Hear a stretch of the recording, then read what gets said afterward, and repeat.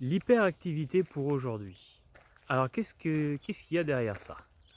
Alors déjà, vous allez me dire, bah c'est simple, hein, ça bouillonne dans la tête, c'est sans arrêt, ça turbine, le mental il n'arrête pas de tourner. Il pense à quoi? Au futur? À ce qui pourrait se passer? Ou alors au passé? À ce qui s'est passé? Et oui aussi, bien sûr. De toute façon, si s'il ne tournait pas autant, il serait dans le moment présent. Donc ça, on va en parler, bien sûr. Et il y a aussi une peur du vide derrière ça. La peur de rester avec soi aussi, de se faire face à soi-même. J'ai pas dit la peur d'aller voir ses ombres, attention. C'est juste de rester face à soi-même, de se regarder dans le blanc des yeux et de se dire voilà, là, il va falloir faire quelque chose. Il y a une peur de ça. C'est une peur de l'inconnu, hein, quelque part.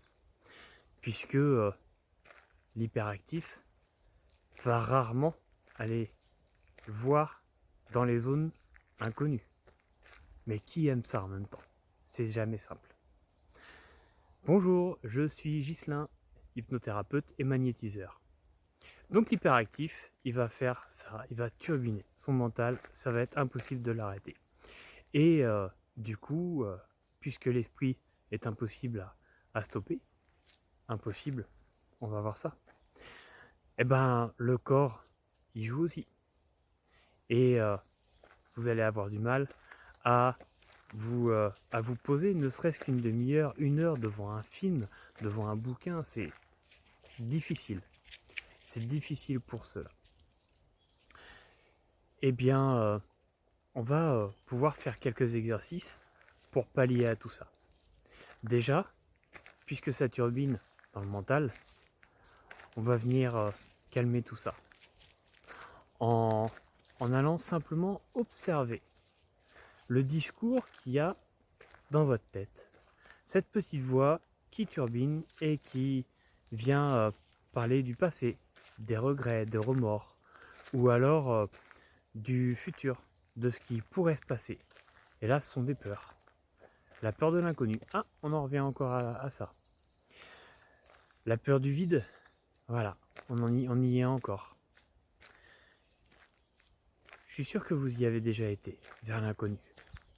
Ça n'a pas toujours été facile, mais derrière ça, est-ce qu'il n'y a pas quelque chose de plus intéressant, de plus beau, une belle expérience? Alors qu'est-ce qui vous empêche d'aller à nouveau vers l'inconnu? J'y suis allé. J'y suis allé dans le vide. À l'intérieur, voir ce qu'il pouvait y avoir. Les phases d'ombre aussi. Et quoi de mieux que de mettre un peu de lumière sur les phases d'ombre? C'est ça qui est intéressant. De voir ce qui va pouvoir se passer quand on se dit hop, je me mets face à moi-même, je prends du temps. Alors pour ça, comment faire? Déjà, s'octroyer une pause. Tout simplement une petite pause, une pause respiration. Pas une pause cigarette, une pause café, hein, attention. Une pause respiration, toutes les 2 heures. Vous mettez une alarme et vous prenez 5 minutes pour vous. Pendant laquelle vous vous concentrez sur votre respiration. Sans jugement. Tout simplement en vous disant je respire. Et je sais que je respire. Et voir ce qui peut se passer. Si vous partez un peu dans les pensées, très bien, faites-le de façon positive. Profitez-en pour voyager. C'est tout ce qui importe. Et au bout de quelques minutes, vous revenez à vous et vous reprenez votre activité, votre hyperactivité. Faites-vous plaisir. Pourquoi pas? Après ça, il y a bien d'autres exercices à faire. Je vous en livrerai quelques-uns.